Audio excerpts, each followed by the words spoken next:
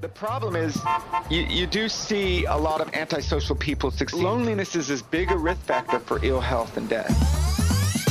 We live inside our heads. You go cold turkey, you go into withdrawal. There is a lot of value in the stuff that we struggle with. Better Thinking. Conversations with experts exploring all things psychology. Welcome back to Better Thinking. My name's Nesh Nikolic and my guest today is Dr. David Bakker, and he's here to talk to us about technology use amongst young people in the mental health space. I had a lovely conversation and very interesting conversation with Dr. Bakker about the technological uses, not only in using applications for mental health improvement, but also how other platforms like social media platforms affect mental well-being. In addition, conversation does move towards how psychologists, therapists can be aided by technological advances like AI in note-taking, but also in formulation and possibly even treatment. I hope you enjoy this episode.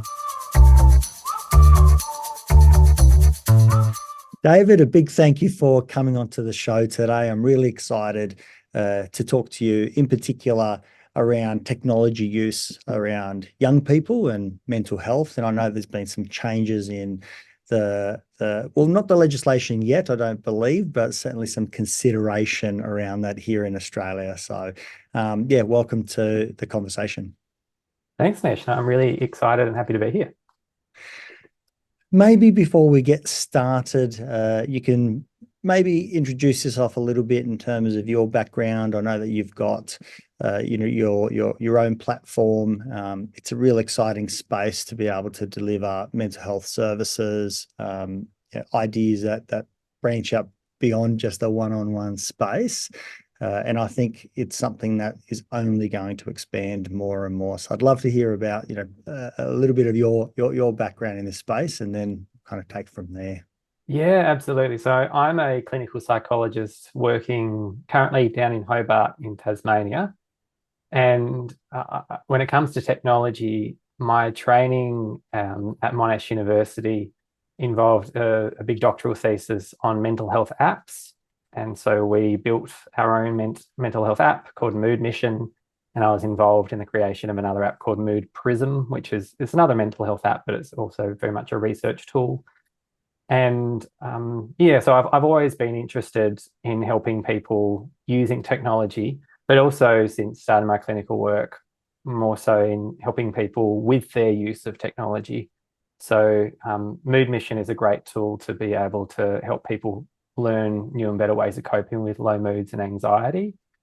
But I'm also clinically focused in helping young people and their families and adults manage technology use and how it can improve or hinder our mental well-being. Yeah. It seems like, at least from my position, there's a greater and greater emergence between the two coming together, and that might be true across all industries with the advent of large language models like ChatGPT and the like. What's been your experience? Is this unique to psychology in particular? I know the apps have been around for a while. I don't know what the uptake has been, but it certainly seems like there's going to be more opportunity around the corner. Yeah. I really hope that the opportunity is embraced by psychologists and those that are psychologically minded. One of the things that we discovered when we started doing a literature review about mental health apps was there were sort of largely two sorts of apps when we started that review. There were apps that were developed by psychologists and academics, and they were really rigorous and the theory behind them was well-intentioned and they were evidence-based.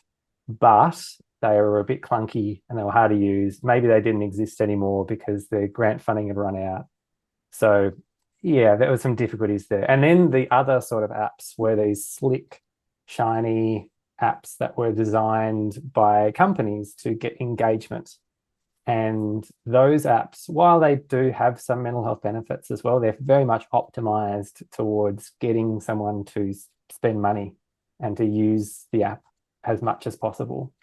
So it was a real shame that there's not too much overlap between those two groups. There is some overlap, but not too much. And I really hope going forward there is a bigger overlap that happens between psychologists and those that have a real focus on prioritising the mental health and wellbeing of the population, and the developers who are really good at making engaging, disruptive, habit-forming products.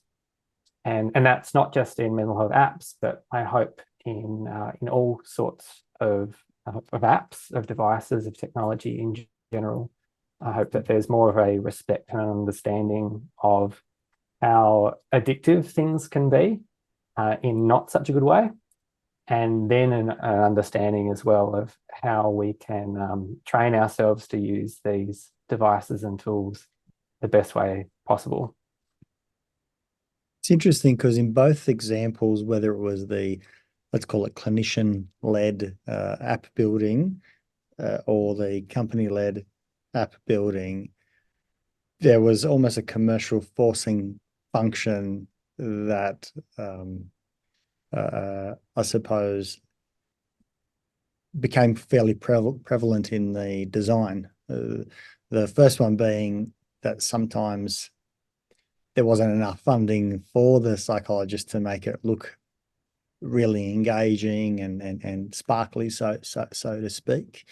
And on the other hand, a commercial company-based led is very much going to try and tap into that attention, continuous use to sell it to the next phase. It's unlocking a certain segment of it, which obviously causes friction to the use of the value of the app, but forces it in terms of how do we commercialize this so we can, make some money on it and maybe continue to develop it as well. But both came into, at least it sounds like, have a bit of that forcing function of that commercial side. How do you go out and make it not only attractive and usable, but have some sort of return? Yeah, absolutely. And I think there is like a balance that you can strike between those two motivations. But there are also motivational forces that we know work well for mental health and well-being. So the classic example is gamification, and making something have I suppose it taps into self-determination theory. There's lots of literature that's been published on this, not only in the psychology space, more in the psychology clinical space, but also in the behaviour change tech development sort of space.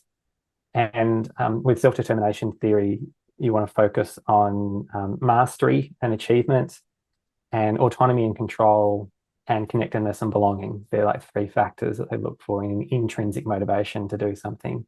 And they're the same factors that we use in things like behavioural activation and treatments for depression.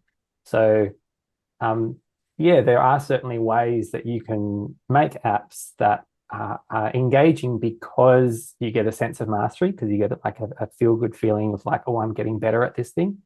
Because you also get a sense of autonomy and control, like, oh, I'm the one in charge of my destiny. I'm making the choices through this app. And then also a sense of connection and belonging. So whether that be to a culture or a set of values or to something bigger than yourself. And so if you can make an app that leverages those motivations away from things like, fear of missing out, or from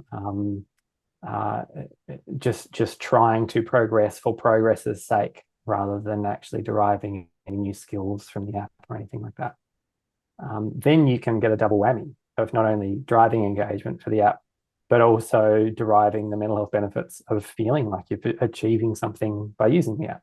So I do see lots of examples of that happening now, which is terrific, that apps are leveraging both. But I hope that there's more appreciation of that in terms as well of potentially harmful technologies. I think one just comes to mind is sort of online gaming for young people that uses senses of mastery and achievement and point systems and ranking systems and all those gamification mechanisms. But there's a bit of sort of a gambling methodology in there as well. There's there's some behavior habit formation strategies used that just drive complete and utter focus on more. I want to play this game more and more and more, rather than helping people realize, when's enough is enough. And I suppose as well, like, what are you getting out of that game? Are you getting a deep social connection with other people from gaming, which you obviously can? It can be terrific for so many young people. Or is it just sort of feeling that need in a junk food, superficial sort of way, where you don't necessarily get the underlying need met, but you get the cravings for it sated? So there's a lot more that we can do in this space as experts and psychologists. It's interesting because to develop an app, and I think it would be fair to say many of the apps that are used on a regular basis have gone through so many iterations, and they've actually changed over time, where the intended use might have been one thing, but it's evolved. And as it's evolved and it's become more used, it can be used for different reasons at different times as well. There can be cultural shifts, or it has to compete with others, so it has to add more features to it. So there's all these iterations that go into it to figure out, how do I make a really good app? Because it's not a stagnant piece of technology. It's moving. That's one issue that comes to mind is how do we make technology move with the times as well, and those needs, or make it more engaging, or potentially less engaging if it's starting to become more gamified than it was intended to be used, as an example. The second one is this space of, particularly when we're looking at mental health apps, the potential for over monitoring one's mental health and looking at that so regularly, that has its own potential unintended consequences, particularly if it becomes gamified. And so I can see the need for those two spaces to consistently be viewed, in a clinical lens and a conversation, or at least a thought process to go around that, to say how we're going to develop an app that's both enticing, because we want people to use it, because the more people that use it, the better, have strong utility, which is, important, but that's usually going to mean some type of either gamification or interest, and then does that lead to the unintended consequence of over monitoring or something? So it's a big job to do something that then has many iterations, because something like that, I imagine, would require a fairly sophisticated approach, and lots of changes and lots of monitoring. I mean, it's almost like an ongoing research, like Facebook. It's probably a terrible example, but they would be throwing so much at data collection to see how do their users actually use the app. Oh, absolutely, yeah. And I think that's the big advantage that those big organizations have in this space, that they're continuously shifting things so that they're enhancing engagement. Whereas, smaller things like MoodMission, we don't necessarily have that flexibility. We've had to design it from the ground up based on some theoretical principles, and then it's kind of like fixed in a large way until we can generate enough funding to make the next iterative change. So it's a really good point. I think one of the big advantages to digital technology is the iterative nature of it, and that it can change and adapt to the subculture of people that it attracts and of those users. But you're correct as well, that is over monitoring or over treatment of mental health is a significant problem sometimes. I know I work with clients who sometimes will show I suppose not necessarily addictive qualities towards apps, but are using apps for maybe less than helpful reasons. So using mental health apps, for less than helpful reasons. So it's more some of this idea of like, I need to seek happiness, I need to seek fulfillment at all costs, that sort of struggle. And the answer to that happiness and fulfillment is this app. Therefore, I must do a meditation every single day. And if I don't do that, then maybe I won't be good.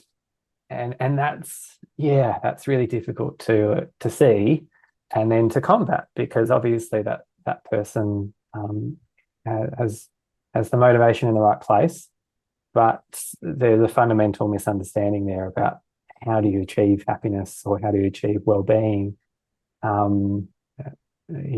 through just more and more and more of probably what's making you unhappy in the first place, which is this focus on fixing things. Because I could see that if you gamified, for example, doing mindfulness practice, and you say, I want to do 10 minutes, and at the end of the 10 minutes, you get to go out and log that on your app, which, goes out and gives you a star or some sort of reward. For a certain number of people, that's going to be quite enticing. And so it means I kind of need to do that to get my reward tomorrow. And I'm on a streak of 7 days, so I can't break it now. And if I do break it, I'm in a new sort of space. I know there was an app I used to discuss with clients. I think it used to be called MoodScape, which I think was, you would set your mood. It was like a music-based app where you would set your current mood in the music, and you would kind of then set the mood you would like to get to, and it would start with how you're feeling with the music, and it would kind of gradually move songs through to the way you would like to feel. And I played with it, and it was actually quite useful. And I had some really good feedback. I tried it myself. I think it was called MoodScape. And but there's also that other space which talks about that unintended consequence, which might be, I've got to avoid the way that I'm feeling. And so here's an app that reinforces avoidance of a feeling. And that might not be the intended message, but it could be an unintended message that's being left behind. And so I think that's where it's going to be complicated or hard for apps to be able to broach, because that's something that might be reinforced in therapy all the time, where you can have that conversation. And as we know, that tends to have to be fairly repetitive for someone to integrate that understanding. But at the same time, I look at like MoodScape as the example, and I'll go, what an elegant design. It's so simple and clever and engaging. And so I'm just thinking that balance is a challenging one, because I can vouch for both sides, how wonderful it is, and how there could be some challenges around that too. Yeah, that's a great point. Yeah, in that sort of experiential avoidance way, that you could use that MoodScape. I think I'm familiar with that app, actually, because I think it was developed in Queensland by maybe University of Queensland, or I think so. It's MoodScape. That's what comes to mind. I can't recall it now. It's been a little while, but I think that's what it was. Yeah, I don't think it's available anymore. But I tried it when it first came out, and it's terrific. But yes, there's amazing tools like that you can only have in the technology space. You can't do that any other way, right? You hope that people are using it for the right reasons and not necessarily for avoidance.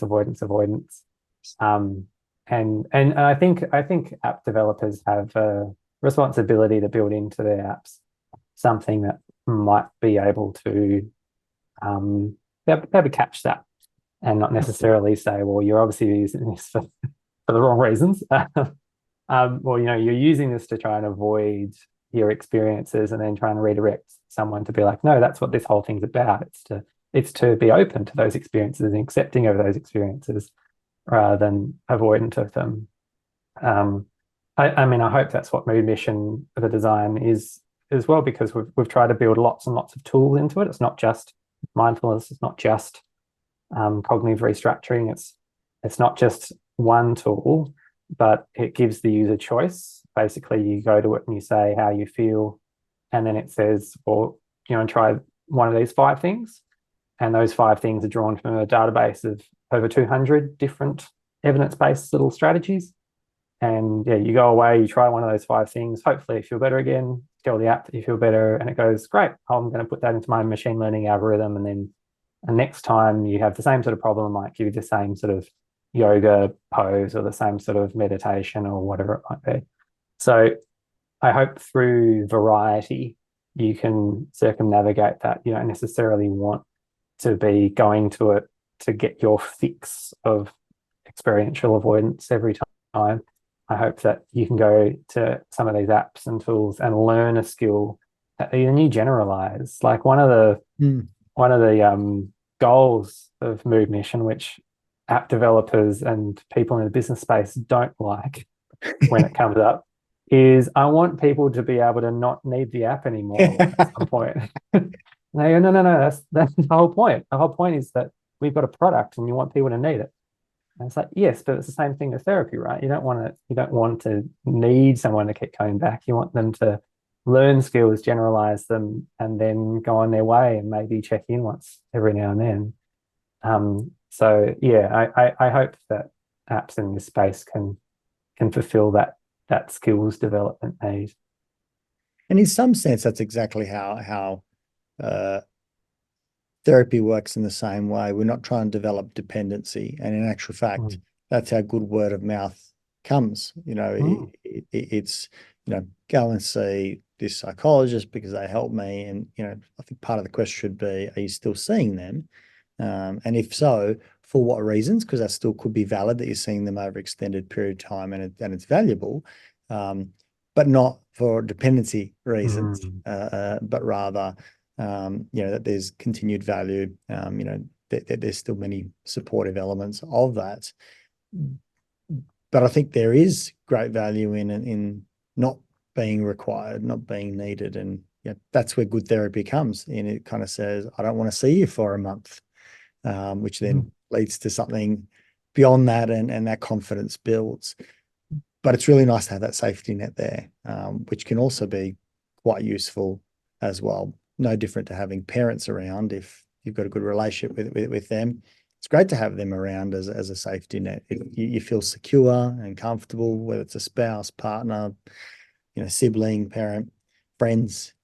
We don't want to be dependent, but in many ways we kind of are feeling comfortable for having them around. And I think having an app that says I've got some ideas or some learnings that I can get from each time is wonderful. It's what a great idea that would be useful if a lot of people used and then weaned off, so to speak, or just didn't need it because they've integrated the learning.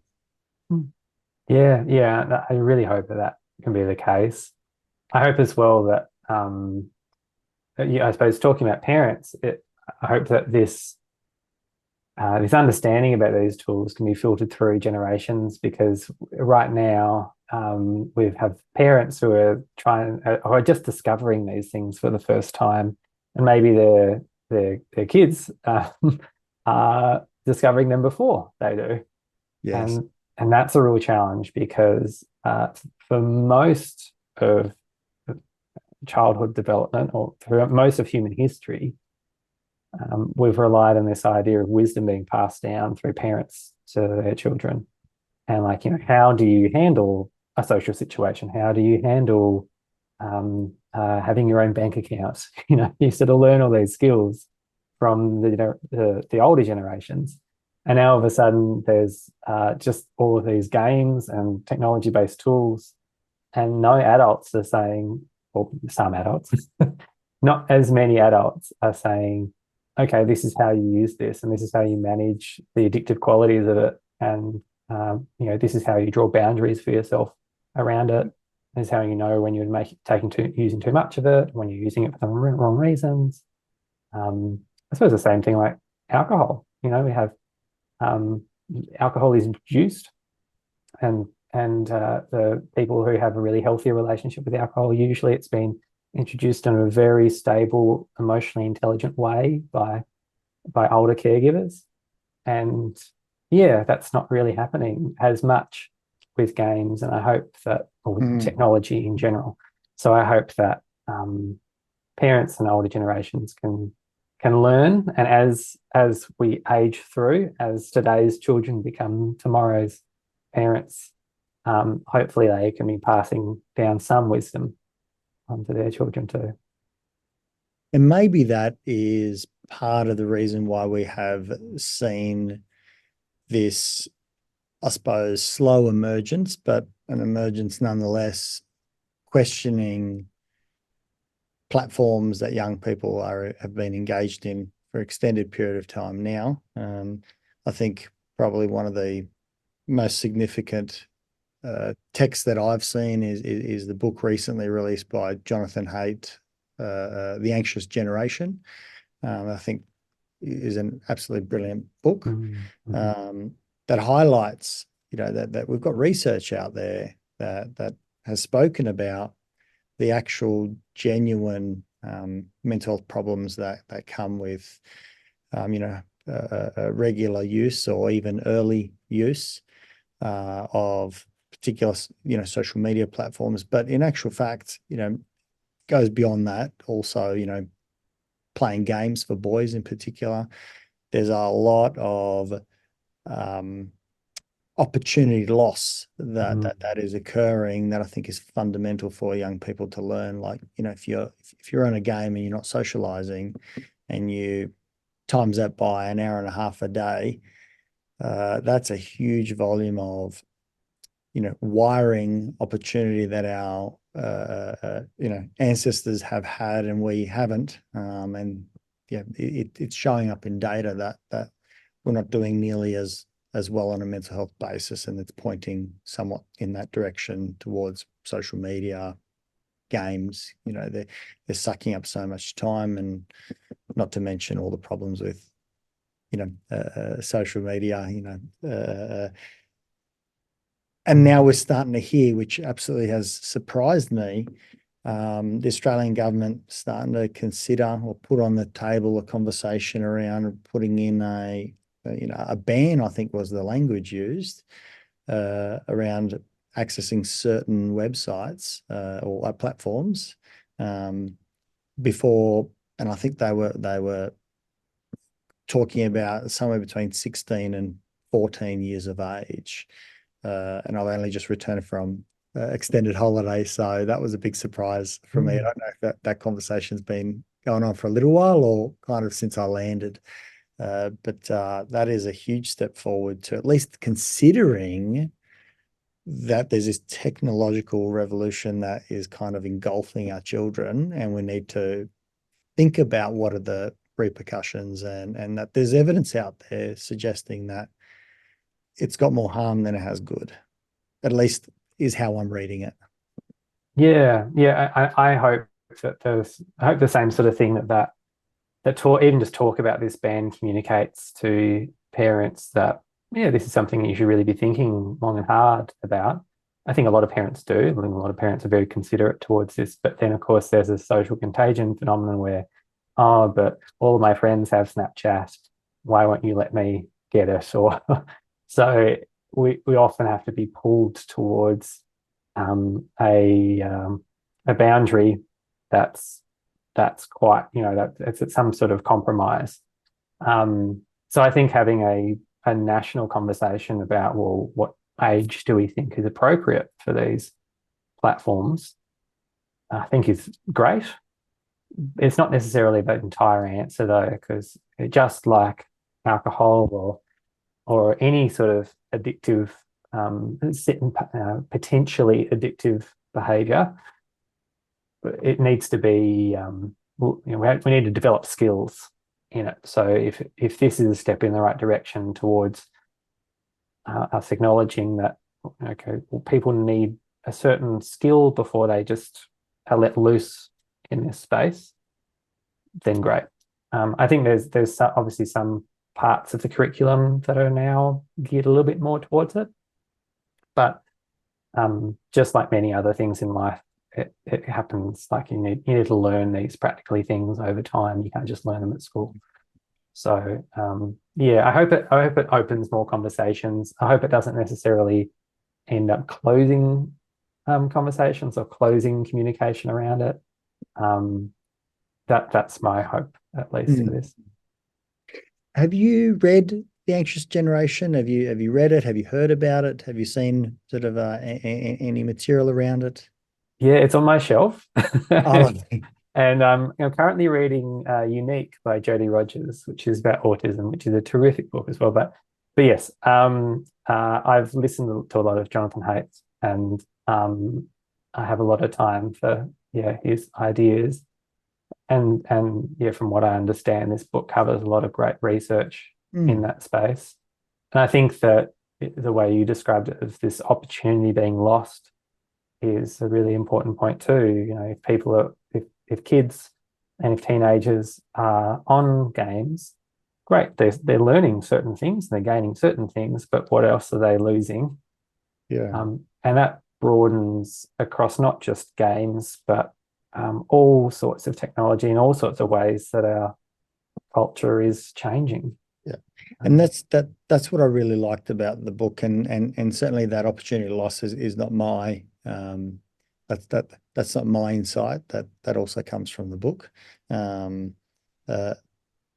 think it is. He's written quite a number of books already. Coddling of the American Mind is another good one. That really talks about concept creep and how trigger warnings are potentially actually causing an unintended consequence that they're trying to support, but unfortunately, avoidance and it becomes another issue. And it seems to be quite well researched. And I think it's very respectful in the way that he writes. He's not going out and pointing the finger at parents. He's not going out and even being too harsh with even the platforms. A lot of these things weren't designed in the first instance to do what they're currently doing, but in a marketplace where you kind of have to compete for attention, you find things out, and you need to kind of go down that route if you're going to be in this space. But I like the idea of there being kind of like with alcohol, at least here in Australia, we say no alcohol until 18. That at least goes out and says we can preserve young people's development. We can also preserve how they decision make when they start consuming alcohol, or like a license. We for driving a vehicle. I know it's a bit different in the States and probably other places around the world, but there's something to be said about saying, when is it safe to put this in the hands of young people?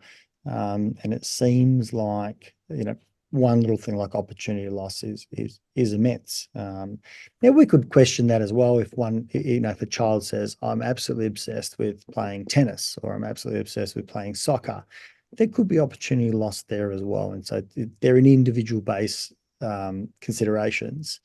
But we can see how unbelievably addictive these platforms are. I mean, these things, and obviously holding up my phone, I'm one of them. I can spend hours on this damn thing, YouTubing, and I can then give you a wonderful narrative as to how I use it differently, but there's an opportunity cost still going on there, whether it's a computer game or just entertainment that's individualized. How do we do this well? Because I'm a parent and I'd like to be present for my children, and I'm not always. Yeah, I think that's the other thing as well. It's not just children using these, but it's all of us. And it's not only whether we're distracted by YouTube or something, but also being essentially working 24/7 because we've got a device, or able to work 24/7 because we have a device that allows us to do so. So learning what sort of boundaries we can put in place for ourselves and then modeling them to younger generations is an important part of it. I just hope that this conversation is a broader one that lots of people are having. I think they are. I think lots of people are considering this and having a good long hard think about this. But yeah, I hope that the appreciation of development of society and of culture and the impact on young people is a really important topic of conversation among lots of people. What do you think should be part of the conversation? What should we be discussing about, technology and usage? Particularly with young people, I think it's a good place to start. But how should we have this conversation? What should we think about? What are the questions that you would pose in an exploration that you think is important to consider? Great question. Yeah, I think the pros and cons of anything, just considering pros and cons, and knowing that some pros are going to be short term, some will be long term, some cons will be short term, some will be long term. And so breaking that down as though, what are the pros and cons for little Jimmy playing Fortnite every night with his mates. And there are definitely going to be a lot of pros. There's going to be some great social times happening and a lot of fun. And there's some skills development there as well. But maybe one of the cons is a loss of playing in other ways, playing where you're socially interacting face to face. You're monitoring other people's reactions, playing in a risky way. I suppose John Hatt talks lots about this as well. Playing in a risky way where you might get hurt, or you might do something that you didn't mean to and you can't go back. Or you might do something and everyone else sort of doesn't like you for a bit. Like there are actually really important things for a child's development, because they're situations that you're going to face in adulthood, and you need to be able to figure out a way of dealing with them. So those might be the cons that are happening long term, and of course cons that might be short term as well of playing a game every night. Might be what happens when you come off the game. How are you going to handle the frustrations and the emotions that come up at that moment? I do, in part of my clinical work as well, I run tuning into teens programs. So tuning into teens, I'm not sure if you're familiar, but it's a parenting course that's developed at the University of Melbourne, and it's all about helping young people understand their own emotions and then eventually regulate them, but first off just understand them and label them and know what's going on for them. And so much of technology use can be responded to with emotion coaching. We call it emotion coaching in tuning to teens and other programs, which is just helping this young person understand that when it is time to go to bed and they have to come off playing Fortnite, they will feel annoyed, they will feel like they're missing out, they will feel all of these feelings that are okay to feel. Just because you feel that doesn't mean you should keep playing the game. And then regulating those feelings to a point where you can fall asleep and not be so worked up afterwards. So yeah, I think framing the conversation in terms of pros and cons of any sort of behavior, just like your example of, if little Jimmy was playing tennis for 3 hours every night, every day of the week, because Jimmy really wants to become a professional tennis player. Okay, there's some pros to that, but there might also be some cons to that. So let's just have a conversation about that, and not just dive straight in because we think that it's all going to be good. It's interesting because it's age. It's probably age and not probably. It's age and context dependent.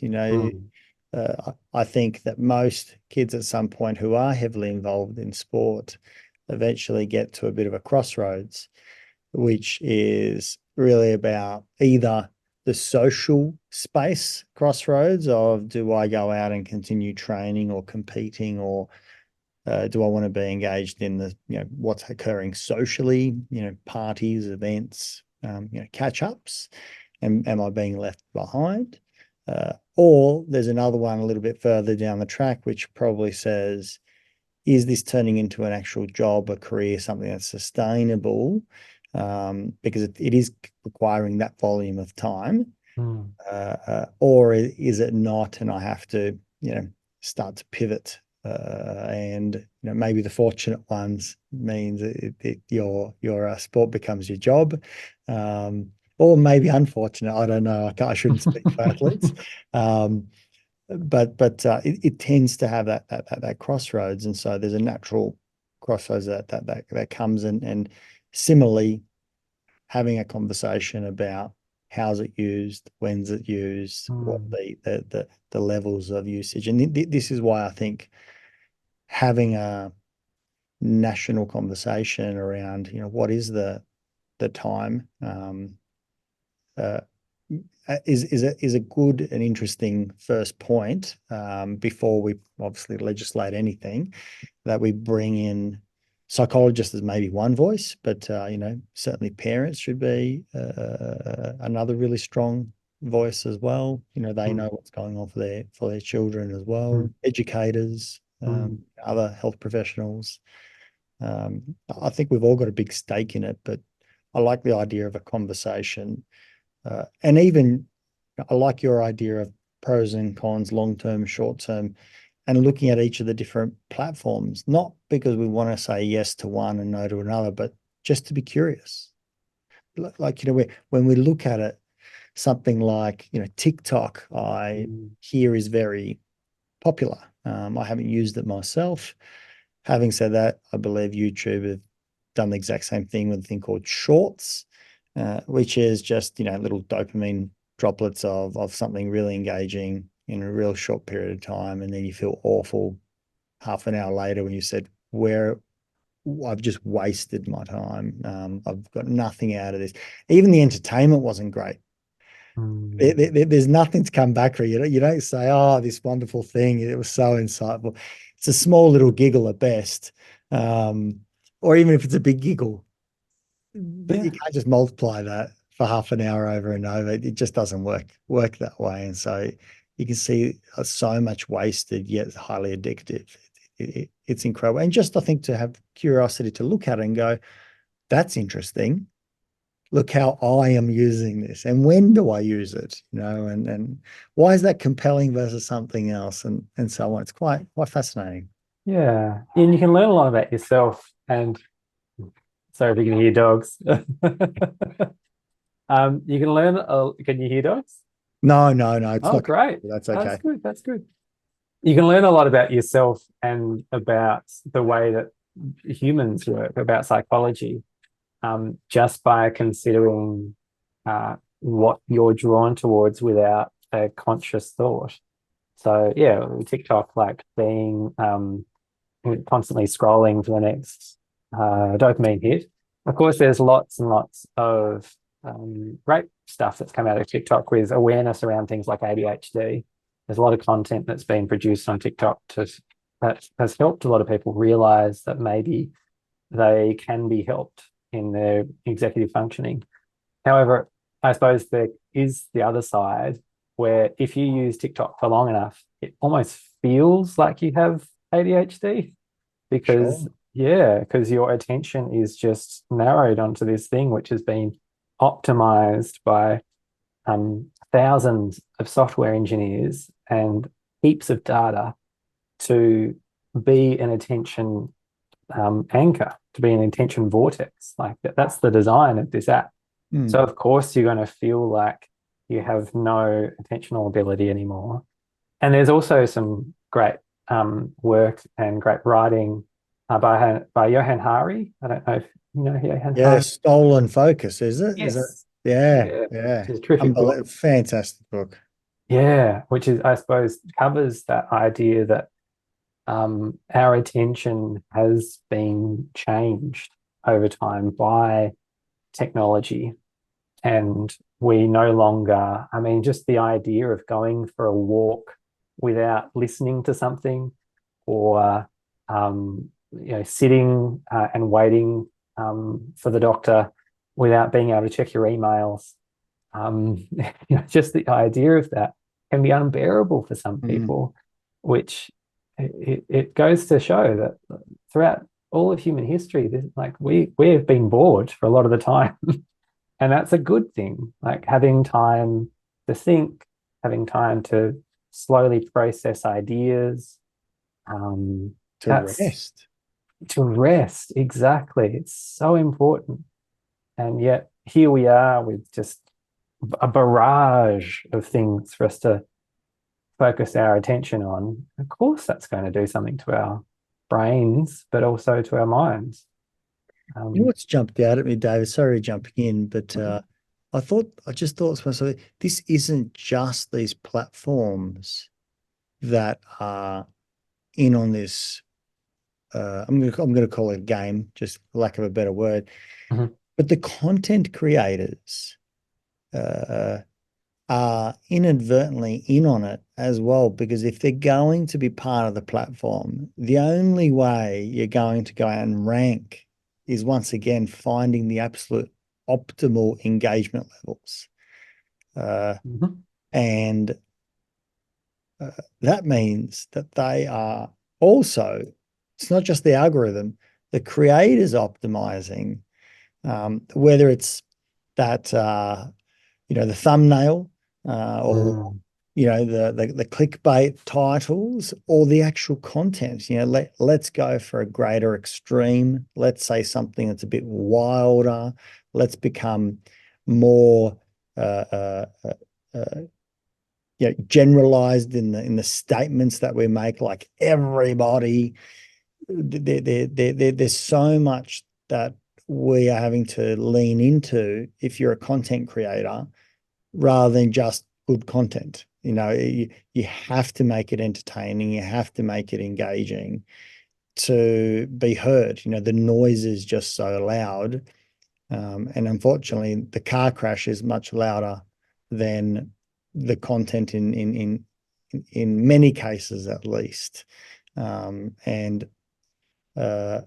The algorithm then goes out and says, yeah, we've noticed that as well, so we will promote that. And so I think the content creators over time go, wow, this one ranked really well, and I got 60,000 views versus my regular, which is 950 views.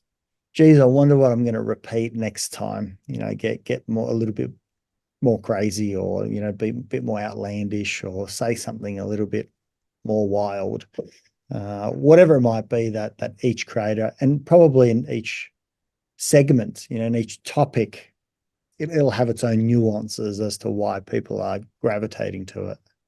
Yeah. I think people are becoming more and more aware of that, and they're becoming hopefully more, just aware of what the algorithm does.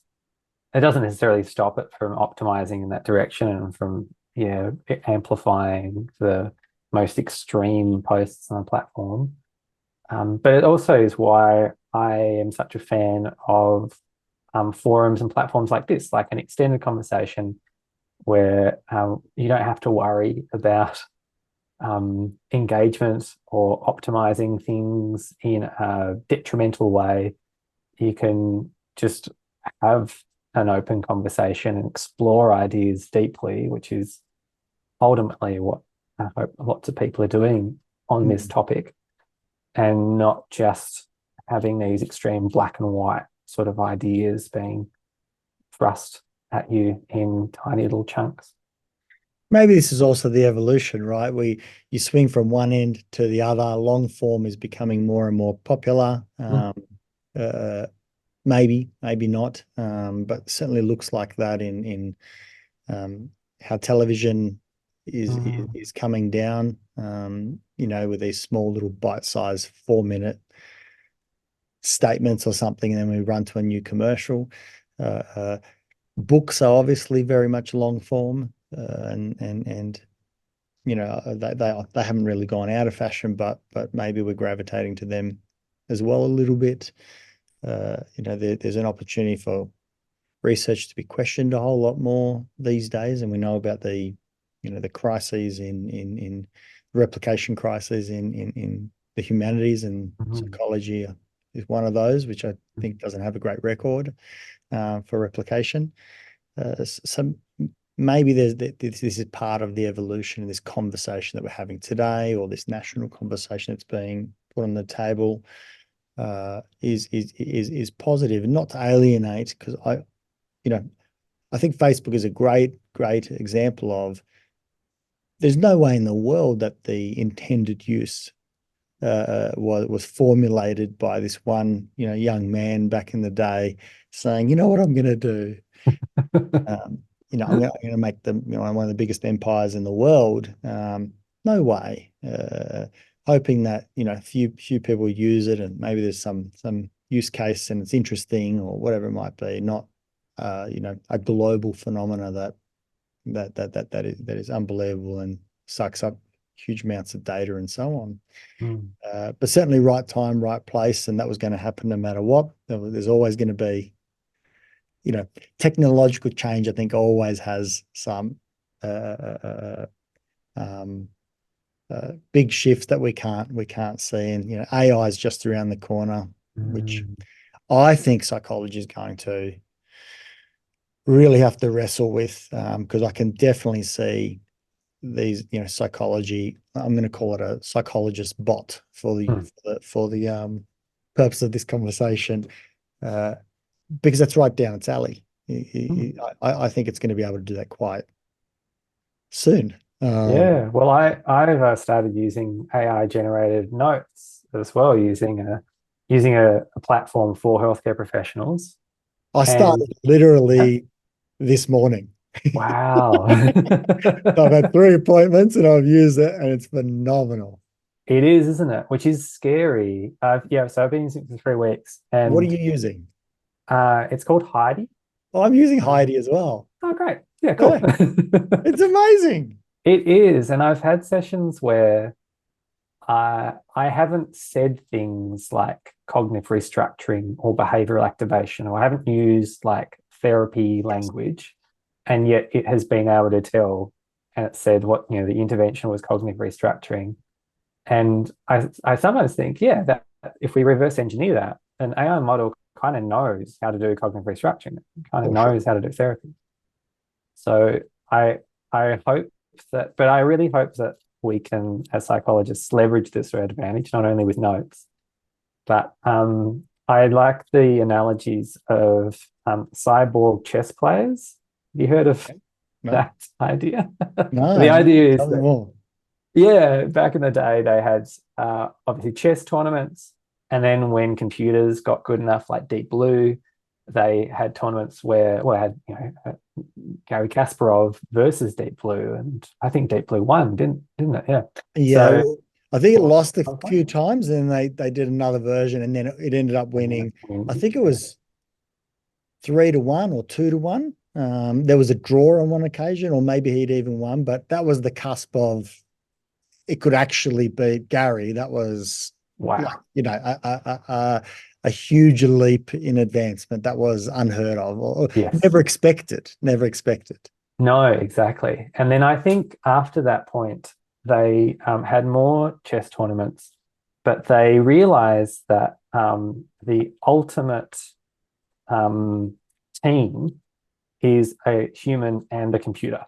So if you get a computer and a human playing together, then it will beat a computer and it will beat a human. Oh, okay. Yeah. And that's because the computer and the generative AI model, it has big strengths in certain specific areas. So I suppose it's really good at finding patterns in heaps of data. And the human has a gut and has an emotional response to things. So the human's able to go, in the chess context, okay, well, the computer's telling me that there's a 75% chance that if I play this next move, I'll be able to check in 3 moves. But I know this other player, and there's something I feel that says don't. So I'm not going to play that move. I'm going to play this other move. And I hope that's what happens with psychology as well, that we kind of embrace the tool. I hope in the future that I'm sitting there with my iPad and it lights up and it says, I think it's, we've just detected this negative core belief or something like that. Yeah, exactly. Yeah. Exactly. And I go, oh, thank you for that. But then I'm also able to go, I don't think that's the right call right now. I think I'm going to do this other thing because of this instinct that I have, this other rapport that I've built with this client. Yeah. So, I hope that we can embrace it just like we're embracing all of the technology. It's so fascinating because I know in chess, when there are chess competitions now, because they record it and there's obviously a big following and it's a massive international game.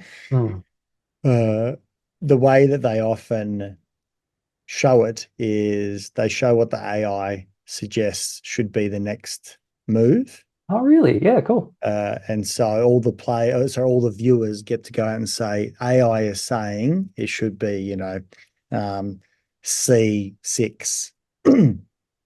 And, quite often the player will actually do that as well. But it obviously adds a new level. But what's fascinating is it's got to a point where sometimes the AI has gone out and made these intuitive moves, but there is no understanding why it would make that intuitive move. The humans don't even understand why it would make that move because it looks silly. But now we've got players who have started to replicate those types of moves because there's a pattern there so the player doesn't know why they're doing it other than they've seen the AI do it and they start to replicate the AI, but they're still not fully cognizant, and you can't ask the AI why. So that's fascinating. The other thing I wanted to comment on is I have also watched something on how AI has been able to win in poker. Which is a new level because that requires a lot of, we might call the word intuition. I don't know if that's the right word, but obviously there's bluffing going on. And so I watched something about the AI losing to the bluffing, but learning from the bluffing from the tournament to the next day, and then beating the players in the bluff the following either day or competition because they were understanding how to do bluff differently, right? Now we could call it intuition or there's algorithms going on in the background or whatever it might be, but clearly there's something interesting going on where potentially this space is getting better and better by AI, where you and I might be clinicians who the AI says it, and then we might say, no, not on this occasion, but we might also say, let me explore that, because maybe you've heard something that I haven't yet, but maybe because you've also heard it with 17 million other therapies, like I've done X amount of thousands of sessions, you've done over time, it'll be hundreds of millions of sessions, and you'll see stuff that I just can't. And maybe there'll be that cyborg, psych player, that it's a huge aid. There's an enhancement on that, that both looks at our intuition and AI's intuition, and there's some sort of amalgamation. Yeah, I hope so. I think it'll be humbling for psychologists, and I think it'll, in a good way, that we'll be able to say, oh no, maybe I don't know all the answers. I think psychologists are already, good at that. I think a profession where we're extremely self-reflective and often, maybe detrimentally so. Where we, have imposter syndrome and all sorts of things. But I think it will be humbling for lots of people to say, actually the AI model is telling me that, maybe the choices that I made or the choices that I think I should make aren't going to be the best for this client. And hopefully it maybe even generate some self-reflection as a psychologist, I know that I'm particularly anxious about doing certain things with clients, and that I'm going to avoid doing those things because of my own human fallibility. And if I've got a little AI nudge, they're just like a good supervisor to say, hey, I think you need to try more behavioral experiments, or I think you need to do some more mindfulness sessions in session, or whatever it might be. I might need that. I think it'll be also humbling in that I think it's going to question the practice of psychology in such an immense way. I mean, I know for myself, I battle with myself around how much of a session is around rapport and building confidence and trust, and sometimes a bit of a recap of what's happened over the past 2 weeks, versus saying we left off at X, can we continue that, and being thrust straight back into where we were. And what's that balance? What provides, what are the elements that give that therapeutic outcome, over the long term? What goes out and helps with integration? Are we always still going to go back to some type of exposure that seems to be the glue that occurs all the time? How are we going to improve exposure in session? How will we elicit greater emotional responses in sessions? I can see the intensity just going up with the potential of AI saying, maybe it nudges me on the shoulder and says, no, Nesh, get straight into it. Let's just, versus your fluff, because sometimes you're too fluffy. And knowing which client will respond well based on, all sorts of things, personality, history, you name it. I can just see it's going to be humbling to learn so much. It's not that we're not doing a good job already, but geez, I think we're going to learn so much. I think we're going to become far superior psychologists in the future. Yeah, there's a great way of framing it, that it's an opportunity to learn a lot, and we'll kind of know the answers, we're learning them, but it's a great tool to just cut through all of that that ego and get straight to what actually is going to help this person in front of you. Well, it would be wonderful if one day, Heidi goes out and takes all the data and says, I've actually had, across the space of 2 years of therapists using me, I've got, 350 million hours of therapy under my belt, and I've learned something from language to characteristics of clients and personalities, how they usually respond. Maybe one day we will tick boxes to say what's moved, so I get some sort of feedback loop, because I know that training models need to be trained as well. Maybe the client gets something that they tick the boxes to say, how did it feel? Was there any change over time? There's so many nuances that I think this is why I'm excited. I think we'll just become better, or at least have more confidence about, is what I'm doing not necessarily the level of accuracy and level of confidence that I'd like, but is it telling me to do something, and do I have some confidence, and then I can kind of validate myself without getting fully down that, because you can't fully lean into it, because it could be just hallucinating, as we know these models do lots of as well. I'm sure you've noticed Heidi hallucinates a fair bit too, but she does an amazing job on the whole, I think, because you're right. It'll go out and say, you're doing, restructuring, or put some other stuff together that you like. That's exactly what we did. And I didn't think you'd pick that up. You missed some other detail, but geez, I didn't think you'd pick that part up, and that was pretty special. Yeah, it's helped me reflect on sessions in a much more objective, whole sort of way, and it made me realize what biases that I have when I'm normally taking notes, what I would write down versus what actually happened in the session. And of course, you want a combination of the two. So I've now developed a bit of a workflow where I'm able to use sort of Heidi's summary, but then I'll read through it, change bits, and add a few reflections that I had, or maybe some things that I jotted down in session. But at least it helps me.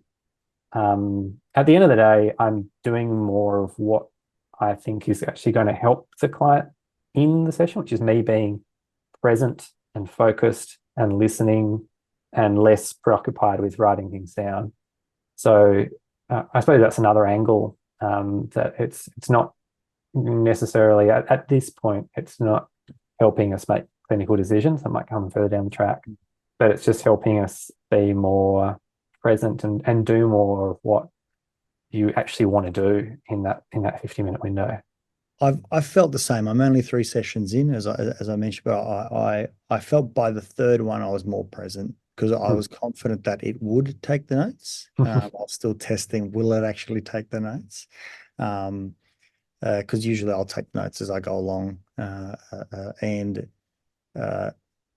I can definitely see the next few weeks are going to be quite interesting, before I introduce it to the team and say, hey, I'm the bearer of wonderful news. Listen to this. But do you, just out of curiosity, do you have a template that you use, or you just click on the psychologist notes and it makes up its own headings and you use the kind of default? Yeah, I just use the default one that's in there, and it's worked quite well. It's got those 2 modes of left or right brain, which is, either it's just going to be left, which is the really objective, superficial sort of notes, or right, which is more in depth and might have lots of sort of client quotes and things. So I decide which one I want depending on the session that I've had. But yeah, just using the standard default template has been terrific so far. I can see of different workflows, particularly if I was a busy psychiatrist seeing, I don't know how many people that I've seen in one day, but if I was someone who was seeing lots and lots of people in one day back to back, and I just wanted it to do its job and me not having to worry about it at all, then I would think there would be other sort of uses.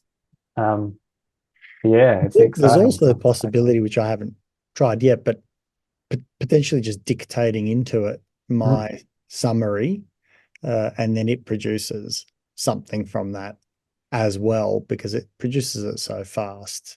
I could do it that way as well and see what works.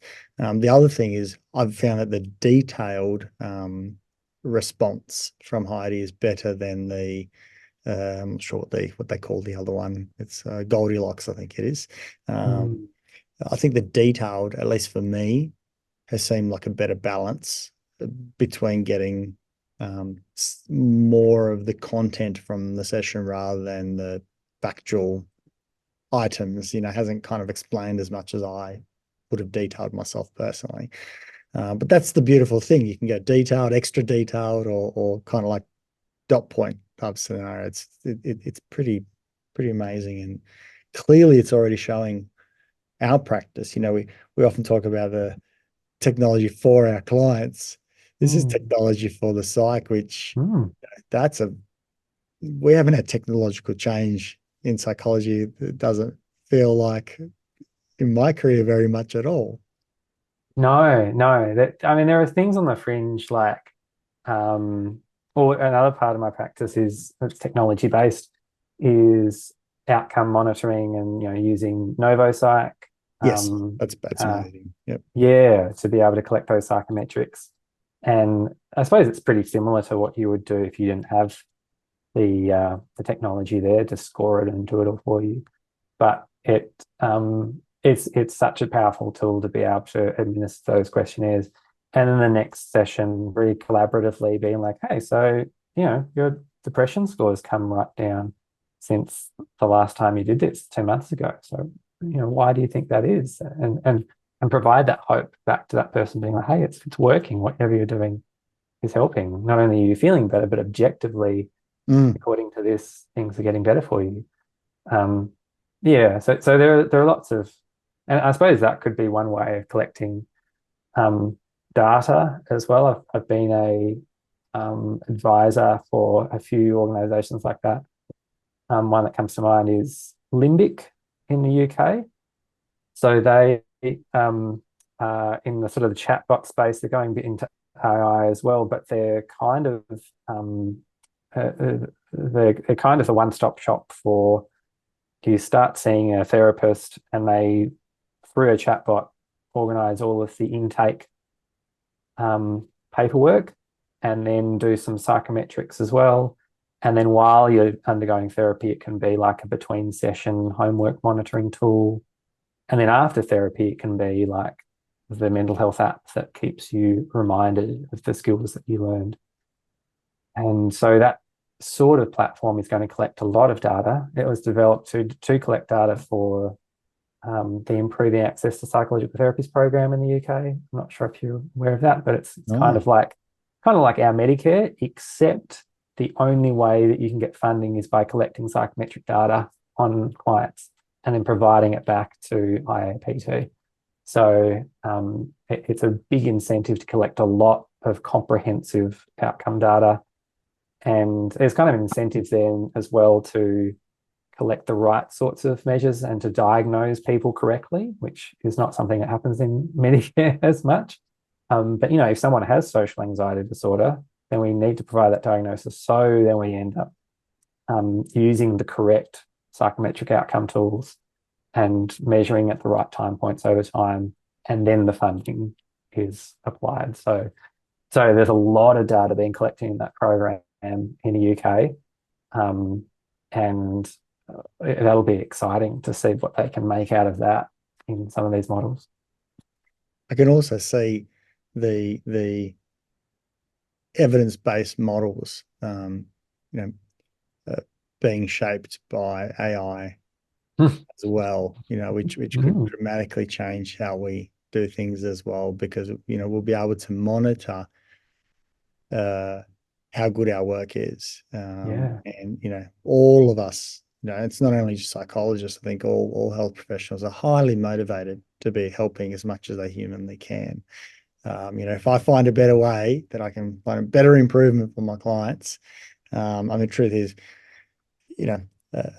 I'll get the biggest kick out of it. I'm sure clients will enjoy it, but I would be, just absolutely overwhelmed with excitement. I'd want to do that all the time, and I think all of us are in that boat, that we can continue to improve our therapy, our outcomes, and be excited by it. And I think there's leverage on that, particularly data that our clients can populate as well. I like the idea of, collecting data, how you do it and making sure that you ask the right questions so they're not leading, or, you're not, it's part of the issue of how you even ask a question. I think this is, the great importance of research. We all know that, you can be leading, or you can ask a fairly mundane question and get a better response in terms of whether something's occurring or not. Getting really good data, having it maybe from the clinician and the client, and allowing these models to do what appears to be magic, and then being supported by that and having these iterations. I think there's an exciting future in psychology, that hopefully we can both be a part of and see it evolve, and someone like yourself to be able to consult in it and say this is how it lands, or this is what we should consider. Having already done that type of work in app development, I think that's amazing. Yeah, it's been tremendously rewarding, and I'm excited to be a part of it. I suppose now in less of a academic role, less of a research-based role and more of a clinician-based role. It's an exciting future for all of us. Exciting. Maybe I can ask if any listeners would like to, continue the conversation or find out more about any of the items that we've covered, where could they go to? Obviously, I think the MoodMission one is worth mentioning at this point as well, but anywhere else that you could point listeners to? Definitely, yeah. So there's moodmission.com, which is the MoodMission app that I talked about earlier. And there's also, I suppose there's my website as well, it's davidbakker.com.au, where I've got a bit of information about MoodMission and about Mood Prism and some of the other projects that I've been involved with, some of my academic work as well. I'm currently a couple of days a week at University of Tasmania, as well as in private practice. So I think they're the main things. Where are you located? What's your private practice name? Yeah, Archer Street Health in Hobart, Tasmania. So it's a wonderful private practice. It's quite big, lots of psychologists, but it's a really, really nice team there. And it's a great place to live as well. I think just a shout out for Hobart in general. There's snow on the mountain, I think, and it's nice and fresh down here.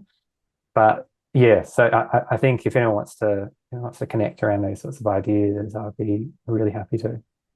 No, lovely. Look, I think it's a conversation that's not going away. I hope it gets more airtime, particularly around this current space, because I think it involves all, children in particular, around what is a safe age to be using, a lot of the social media sites and the like. And I think we need lots of voices. This is a topic that was just neglected. It wasn't even discussed, which is quite strange, because who's monitoring what kids are doing online? I know in theory it's adults, but as a parent, it's not so easy to do. No. And I think Jonathan Haidt says it really well, where we monitor where our kids go to the nth degree these days. They're not allowed out in the front yard without us knowing. So we kind of keep them indoors, but then we don't monitor, on an average basis, on a general basis, where they're going online. So you have this kind of free for all, like it used to be outside. You used to jump on your bike and just go, and it's the parents that come home when it's getting dark so you can eat. Well, now it's kind of like go online onto any site, and come out of your room and eat when we call you. And I think this conversation is an important one. And also for clinicians, I think, we've stumbled into an amazing space where I think our work is going to be aided by AI in a big way, coming soon. Yeah, a terrific, good summary.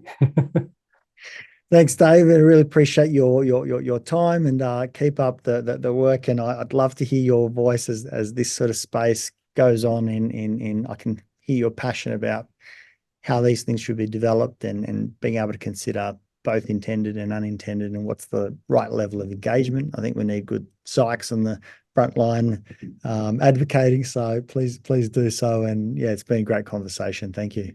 Yeah, thanks, Nesh. This has been a really great conversation, and there's plenty of ideas that have been raised that I'm going to go and think about over the coming months. So thank you.